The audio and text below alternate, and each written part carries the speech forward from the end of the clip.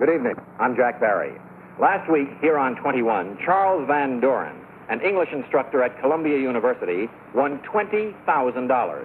If tonight he decides to continue playing, he could win another $20,000, or he could lose the $20,000 he's already won in just a matter of a few seconds. Right now, let's meet our first two players as Geritol, America's #1 tonic, presents 21. From New York City, Miss Barbara Lane. And returning with $20,000, Mr. Charles Van Doren.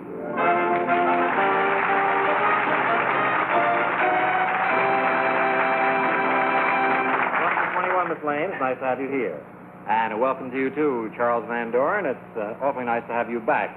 Mr. Van Doren, last week... Why don't you call me Charles, by the way? Charles? Yes, you call me Jack, all right? Fine. Good enough. Charlie, last week here on 21, you did what we thought was going to be impossible. You defeated Herb Stempel, and goodness knows he has one of the most fantastic minds that we've ever encountered here in the quiz business, and you're to be congratulated, as was he, for the magnificent stand he did made on the show.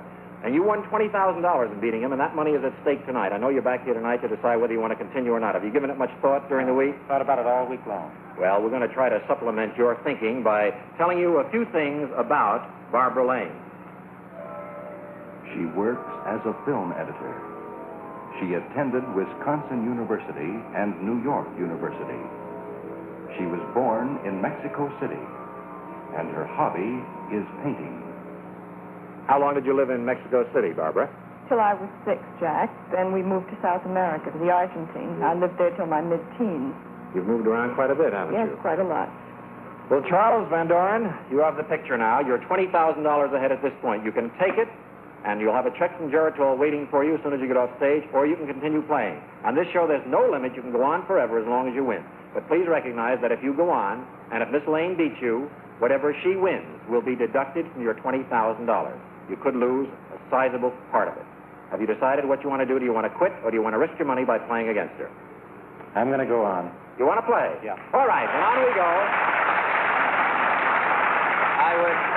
I would like both of you to take your place in the studios. The Terry twins will escort you, put on your earphones, and the best of luck to both of you.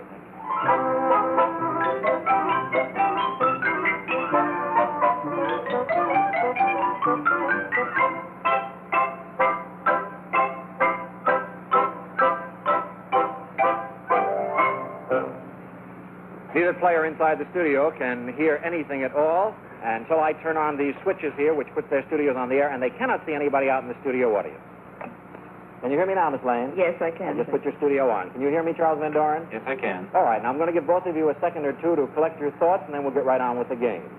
While our players are getting themselves together, I'd like to ask those of you at home a very simple question. All right, now on we go with 21. Charles, I'm going to turn your studio off the air. I'll get back to you in a moment.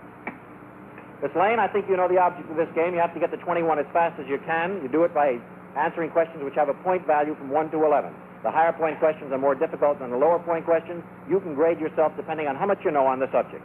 The first subject, labor. Labor. How many points do you want from 1 to 11? Labor? Labor. 7. 7 points. And remember, we are playing now for $500 a point, and the difference in your score is the eventual winner. For 7 points, a prominent labor leader, author of Walls and Bars, once ran for the presidency of the United States while serving a term in jail. Who was he? Ran for president. By serving... Eugene V. Debs. You're right. You now have 7 points.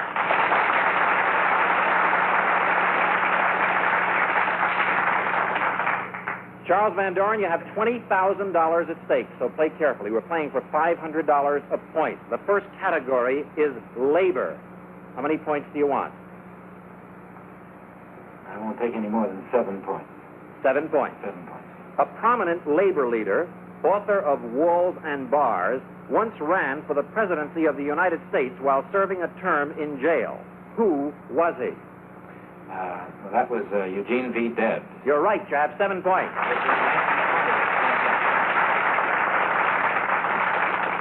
Ladies and gentlemen, as you can see, we have 11 questions, and when they both ask for the same number of points as they did then, both asked for 7. Naturally, they both get the same question, but it's perfectly fair since they cannot hear each other. Miss Lane, you have 7 points. The category, federal government.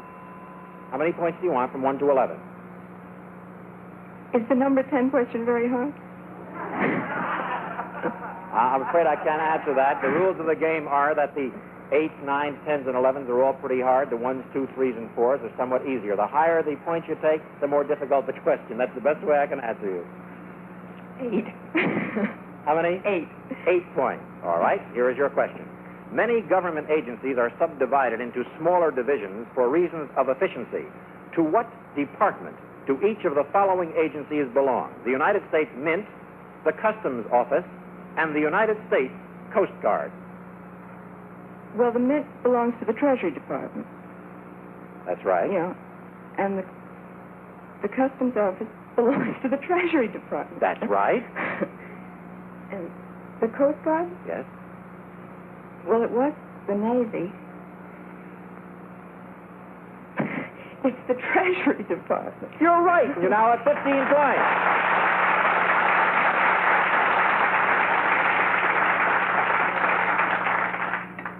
Charles Van Doren, you have 7 points. The category is the federal government. How many points do you want? Big subject. I'll try 10 points, though. For 10 points. The Department of Defense was created in 1947 to unify our armed forces under one civilian head. Currently, that man is Charles Wilson. Who are the secretaries of the Army, Navy, and Air Force who served under him? Army first, if you'd like to try that one. No, the Air Force first. Air Force, all right. The Secretary of the Air Force is Donald Quarles. You're right. Army and Navy, they go in and out of Washington. Now, the Army, the last time I read, I think it was a man named Rucker. Rucker. That's right. Rucker. Okay. That's right. And finally, the Navy. Yeah. I just fell asleep on that. John. Oh, yes, Charles Thomas. You're right. You have 17 points.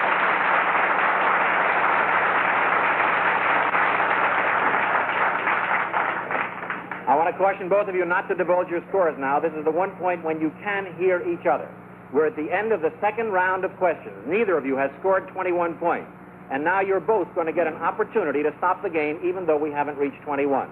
If you think you're ahead, you may want to stop the game. Don't do it unless you think you're ahead. If either of you stops the game at this point, then whoever does have the high score will win $500 a point for the difference in your scores. I'm going to give you some time to think it over. I'll turn your studios off the air, and then when we get back on, I'm going to ask you immediately whether you want to stop or not. I'll let you think it over. If either player stops the game now, Mr. Van Doren, who has a 2-point lead at $500 a point, will win $1,000 more, bringing up to $21,000. But he doesn't know it because they do not know each other's scores. Let's see what happens.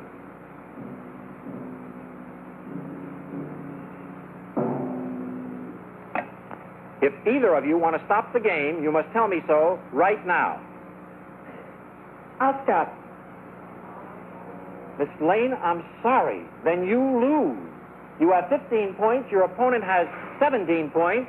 There is a 2-point difference in the scores at $500 a point. Mr. Van Doren, you have won another $1,000, bringing you up to a grand total of $21,000. Congratulations.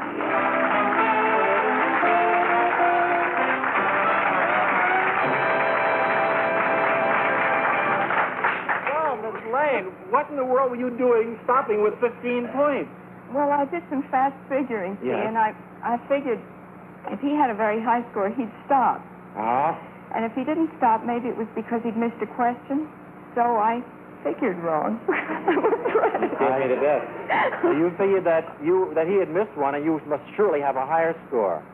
Well, it didn't work out that way. He decided not to stop, or else you spoke sooner than he did. At any rate, he is winning $21,000 now. And in a moment, we're going to I don't know why I'm so sad about your losing $21,000. Congratulations. We're very happy for you, Charles. And in a moment, we're going to find out whether you want to keep playing or not. As for you, Barbara Lane, you're going to be kind of lucky in certain respects, too. Our sponsor has been so pleased with the response to our program. So many people have been kind enough to watch us each week that he has raised the amount of the consolation prize. We were playing for $500 a point, right, and the difference in your scores? So you're going to get $500 as a consolation prize. A check from Geritol will be waiting for you, and we're delighted to have had you play 21. Good night, Barbara.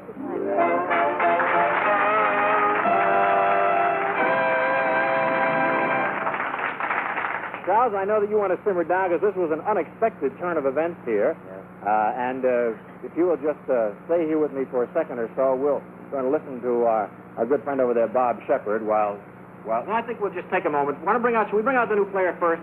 I think you'd like to meet him, wouldn't you? Yeah. Decide whether you want to keep on playing or not? All right. What do you say, first of all, we meet your next opponent, and here he is. From New York City, Mr. Dexter Masters.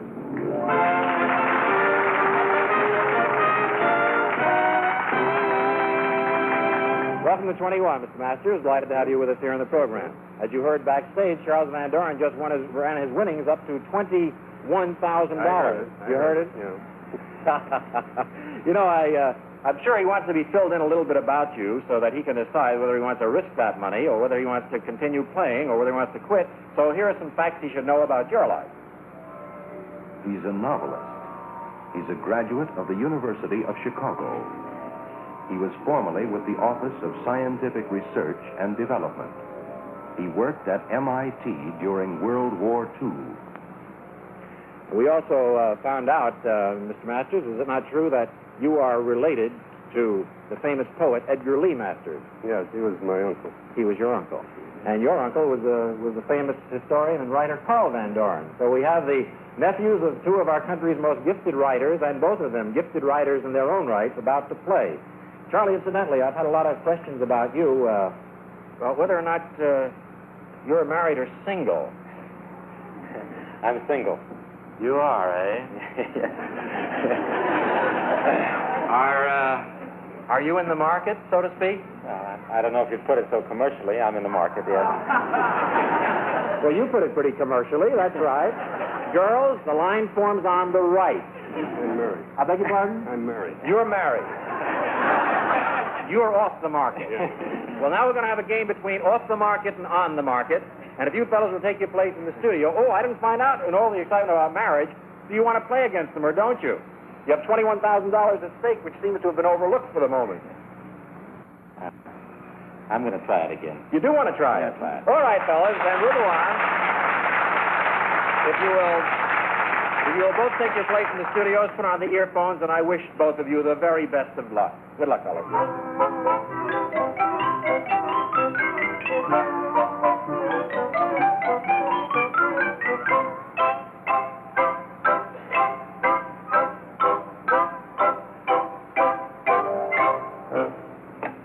You comfortable in there, Mr. Masters? Reasonably. All right. How about you, Mr. Van Doren? Okay. All right, Charlie. Fellas, I'll give you both a chance to catch your breath before we get started. And while you're settling down, we'll take a few moments here to have some discussion from my friend Bob Shepard with a very helpful message for everyone who suffers from common rheumatic and arthritic-like pains. Bob? Well, thank you very much, Jack. Now, friends, an important new advance has been made in the relief of common rheumatic and arthritic-like pains due to stiff aching joints. It's Zeramin. If common rheumatic and arthritic-like pains make it difficult to walk, bend, or move about, try Zeramin. Now, Zeramin must give you more freedom from these annoying pains or your money back. Now, this is a Zeramin pill, and it offers this new advance. It is actually a pill within a pill. And over here is a model of the pill. Now, as you can see, Zeramin contains an outer pill that gives fast, effective temporary relief and an inner pill that brings more relief hours later, thus giving longer lasting relief. The result? Once again, you are able to do the things that pain may have been preventing. Take Zeramin as directed. If pain persists, see your doctor. Get Zeramin, the important new advance, at your drugstore now.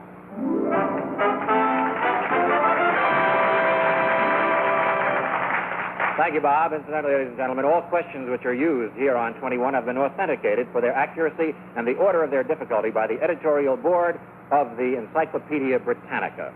All right, gentlemen, you ready to go on? Masters? Yeah, I'm ready. All right, Mr. Van Doren, Charlie, you have $21,000 at stake, and I'll get back to you in just a moment. We're going to play once again at $500 a point. Masters, the first category, animals. Animals. How many points do you want from 1 to 11? It's not my long suit. 7. For 7 points.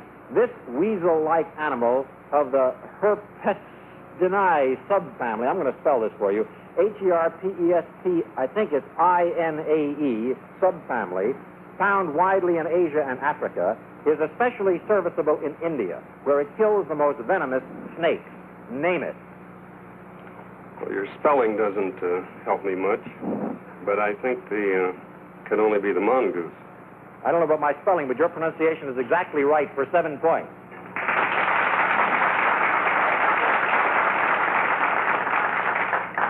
All right, Charlie, you have $21,000 at stake. The category is animals, and how many points do you want to try for?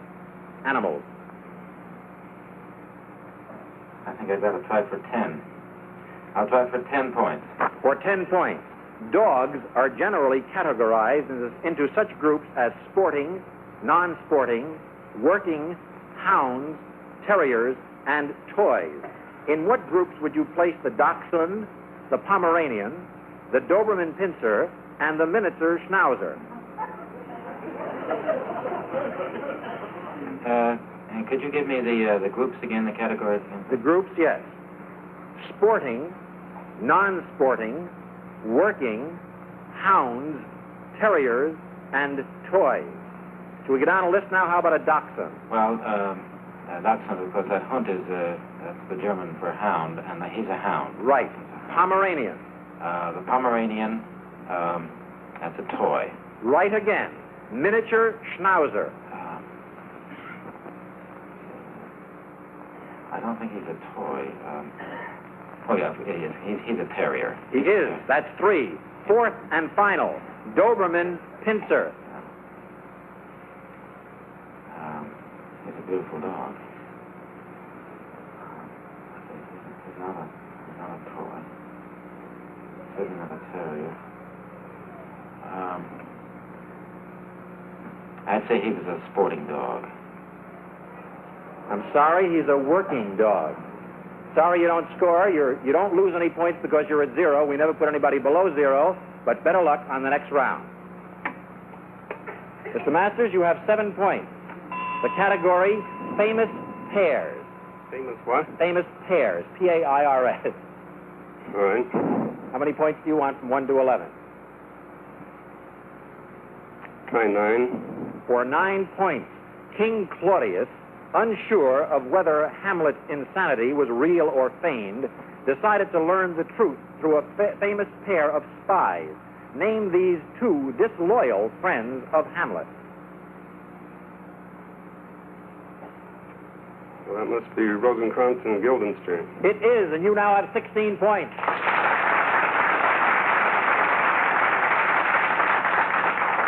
Charles Van Doren, you have no points at the moment. The category is famous pairs. How many do you want to try for? I've got to risk it. I'll try for 10. For 10 points.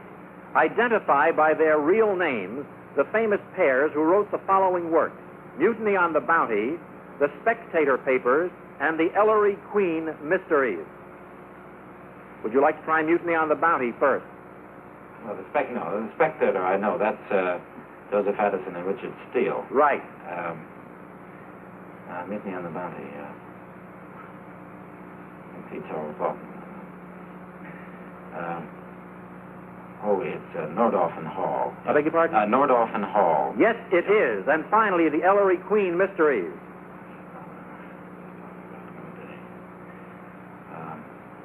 One of the names begins with a D.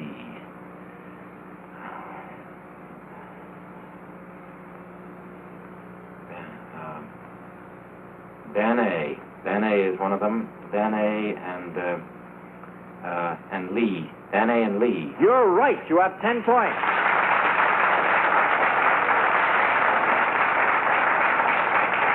Gentlemen, I caution you not to divulge your scores now. We're at the end of the second round, and you're both going to get a chance to stop the game because we haven't reached 21 as yet. If neither of you wants to stop the game, we'll continue on to 21, but you do both get a chance to stop it now. If you think you're ahead, maybe you want to stop the game. If you don't think you're ahead, please don't do it. Remember now, if either of you stops the game, whoever has the high score at this point will win $500 a point for the difference in your scores. I'll give you some time to think it over. If either player stops the game now, Mr. Masters, who has 6 points lead at $500 a point, will win $3,000. But he doesn't know it because they don't know each other's scores. Let's see what happens.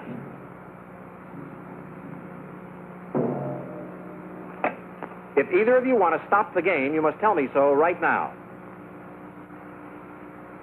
No? No. All right, then we're going to... I beg your pardon?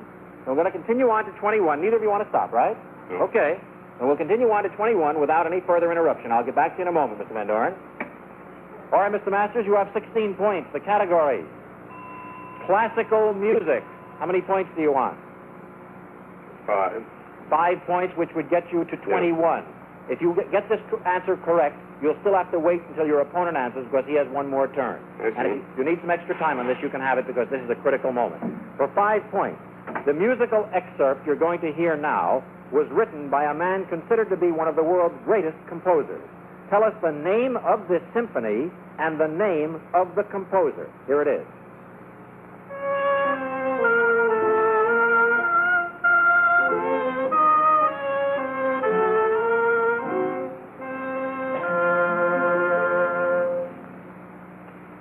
Now, would you like some time to think about it, or do you think you know the answer? I think I know the composer, but I would... is it possible to have it played again? Yes. Mr. Taubman, our musical conductor, I'm sure will play it again.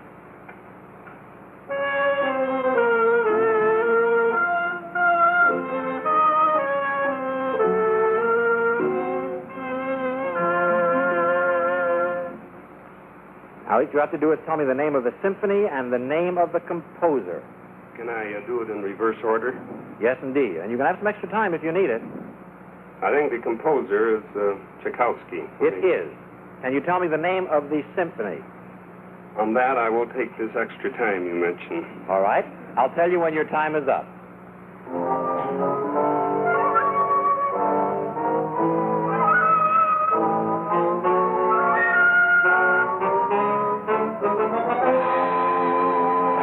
Now your time is up, Mr. Masters, and you'll have to tell me the name of the symphony. I can tell you, too, that it isn't, I'm sure. But that's the 6th. I'll guess the 3rd. I'm sorry, sir, it's the 4th symphony. Mm-hmm. You lose 5 points to put you back down to 11. Better luck on the next round.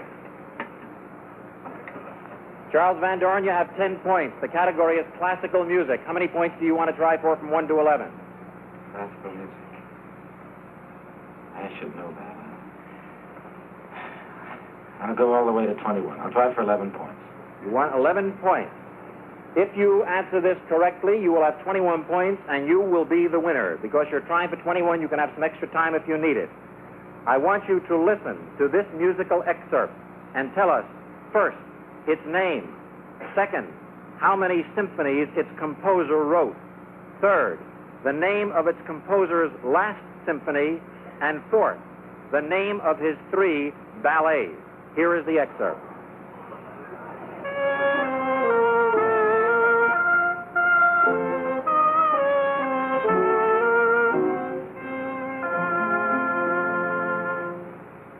That is the excerpt.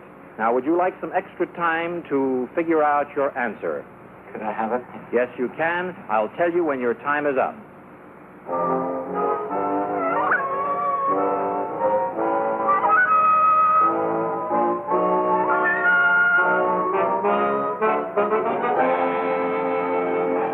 Your time is up. Now, you have heard the musical excerpt. Can you tell me first its name? Yes, that's the Tchaikovsky 4th Symphony. That is indeed. How many symphonies its composer wrote?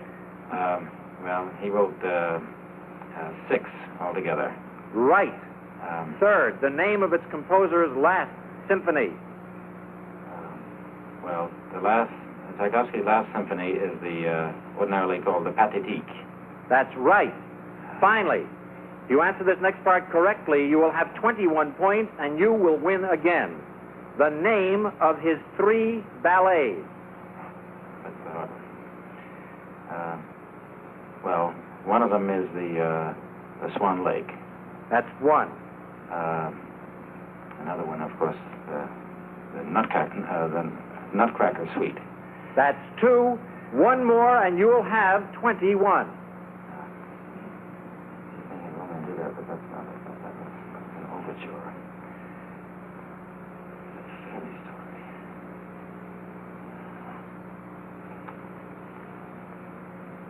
Oh, yes. The Sleeping Beauty. That's 21. Congratulations to you. Congratulations, Charles Van Doren. You have just scored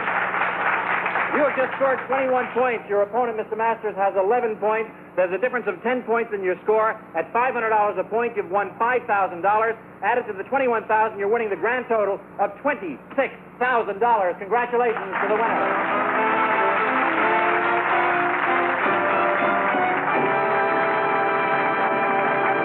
What a fight this fella put up. That was really terrific. I see they're rushing us for time, Mr. Masters. I can't tell you what a superb showing this was you did. Both of you fellas were just magnificent.